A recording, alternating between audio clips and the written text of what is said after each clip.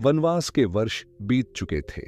लंका का युद्ध समाप्त हो चुका था, परंतु एक प्रश्न अब भी श्री राम के हृदय में कहीं गहराई में छिपा हुआ था।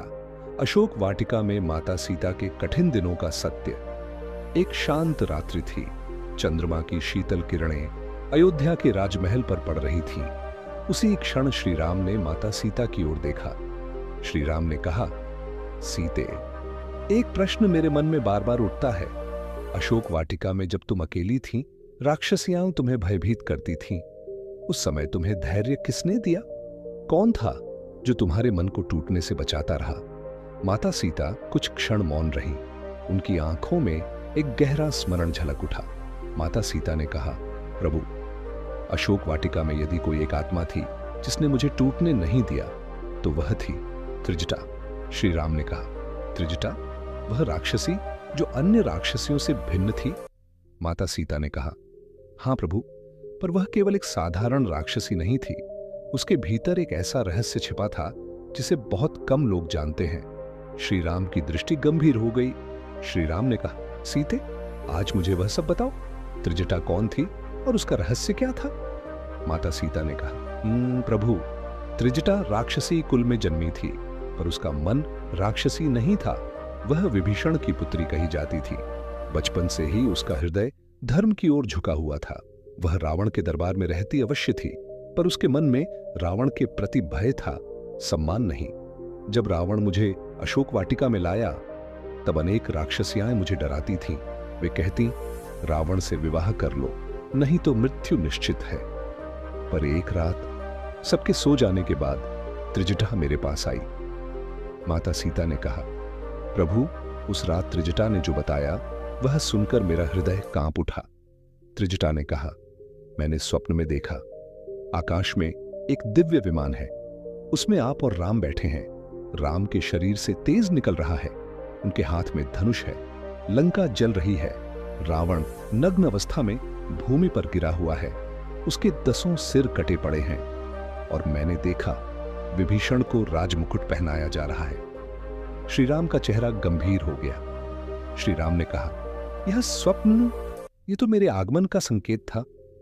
माता सीता ने कहा, हां प्रभु, पर यही पूरा सत्य नहीं था। श्री राम ने कहा, क्या और भी कुछ था सीते? माता सीता ने कहा, हां प्रभु, त्रिजटा ने मुझे एक और रहस्य बताया था। उसने कहा, हां माता, मैं केवल स्वप्न देखने वाली राक्षसी नहीं हूं। मुझे बचपन से एक वरदान प्राप्त है। मुझे भविष्य की झलकियां दिखाई देती हैं, परंतु मैं उन्हें बदल नहीं सकती। उसने कहा, राम अवश्य आएंगे, पर उससे पहले लंका में एक ऐसा प्रसंग घटेगा जो सबको विचलित कर देगा। श्री राम ने कहा, कौन सा प्रसंग? माता सीता ने कहा, त्रिजटा ने कहा था कि लंका का विनाश केवल बाहरी युद्ध से नहीं होगा। उसका विनाश उसके अपने अहंकार से होगा।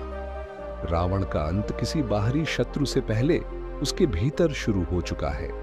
श्री राम ने कहा, सीते, क्या त्रिजटा ने मेरे बारे में भी कुछ कहा?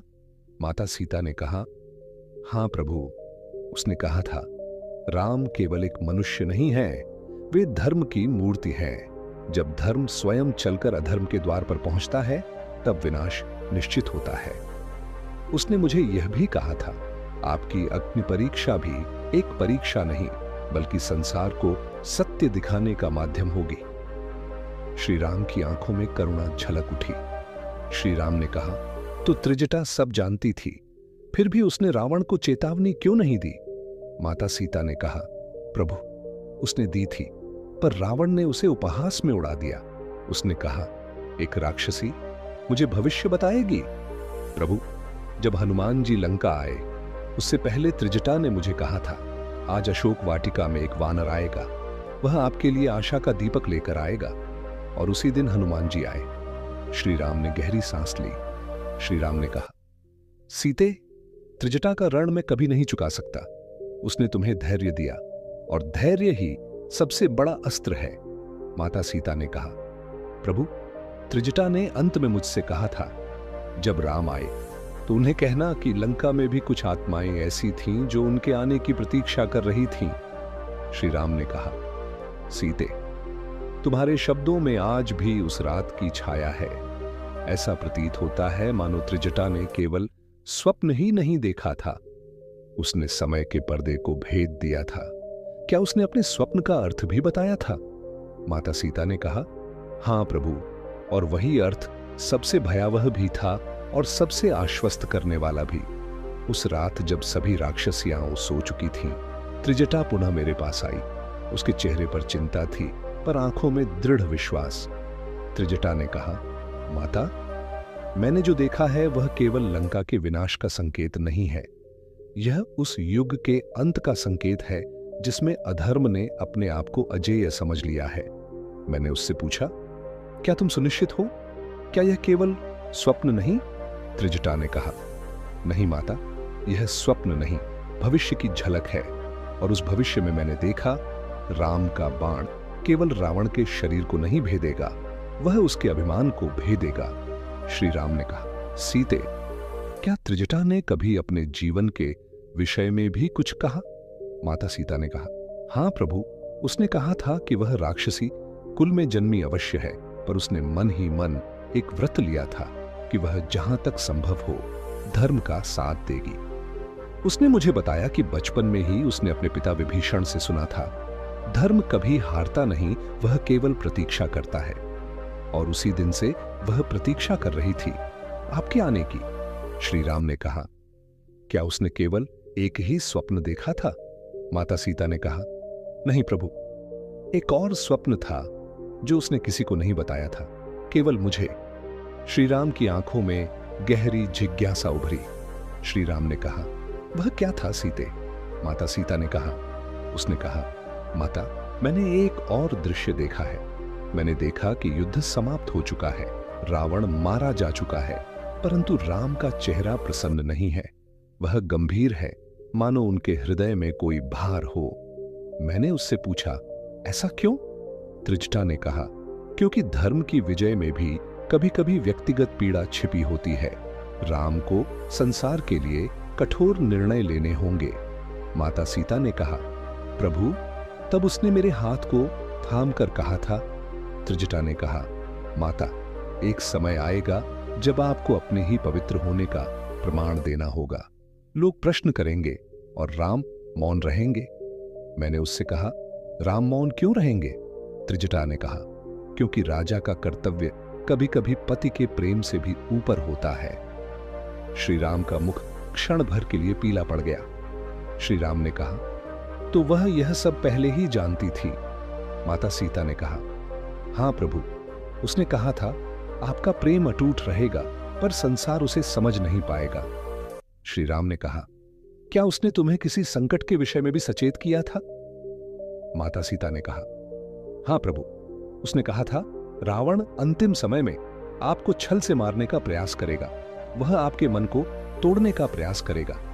और सच में युद्ध से पूर्व रावण ने कई मायाएं रची। उसने आपके और लक्ष्मण के मरे होने का भ्रम उत्पन्न किया, पर उस समय मुझे त्रिजटा के शब्द याद आए। माता सीता ने कहा, प्रभु, युद्ध के अंतिम दिनों में जब लंका कांप रही थी, त्रिजटा मेरे पास आई। उसके स्वर में अब भय नहीं था, केवल शांति थी। त्रिजटा ने कहा, माता, समय आ गया है, राम अब निकट हैं, आज लंका का भाग्य लिखा जाएगा। मैंने उससे पूछा, और तुम्हारा क्या होगा? त्रिजटा ने कहा, मेरा भाग्य लंका से बंधा है। यदि लंका बचेगी तो मैं जीवित रहूंगी, यदि लंका नष्ट होगी तो मेरा भी अंत होगा। पर मुझे भय नहीं, क्योंकि मैंने धर्म का साथ दिया है। श्री राम ने कहा, सीते, क्या त्रिजटा ने कभी मेरे विषय में कुछ व्यक्तिगत कहा? माता सीता ने कहा, हां प्रभु, उसने कहा था। त्रिजटा ने कहा, राम केवल अयोध्या के राजा नहीं बनेंगे, वे युगों के लिए आदर्श बनेंगे, पर आदर्श बनने की कीमत बहुत बड़ी होती है। श्री राम की आंखों में नमी आ गई। श्री राम ने कहा, सीते, त्रिजटा ने जो कहा वह सत्य सिद्ध हुआ, पर मुझे यह जानकर संतोष है कि तुम्हारे कठिन समय में कोई तो था जिसने तुम्हें आशा दी। माता सीता ने कहा, प्रभु, वह केवल आशा नहीं थी, वह विश्वास थी। उसने मुझे हर दिन यह स्मरण कराया कि राम आएंगे, और जब तक वह विश्वास जीवित था मैं अडिग रही। श्री राम ने कहा, यदि त्रिजटा आज जीवित हो तो मैं उसे प्रणाम करूं। उसने जो किया वह किसी ऋषि से कम नहीं। माता सीता ने कहा, प्रभु, त्रिजटा ने कहा था, जब राम से मिलो तो उन्हें कहना, लंका की अंधकारमय भूमि में भी कुछ दीपक जलते थे। चंद्रमा अब और ऊंचा हो चुका था। वातावरण में एक अद्भुत शांति थी। श्री राम ने कहा, सीते, तुम्हारे धैर्य और त्रिजटा के विश्वास ने मिलकर ही इस विजय को संभव बनाया। माता सीता ने कहा, प्रभु, विजय केवल बाणों से नहीं मिलती, कभी कभी वह विश्वास से मिलती है।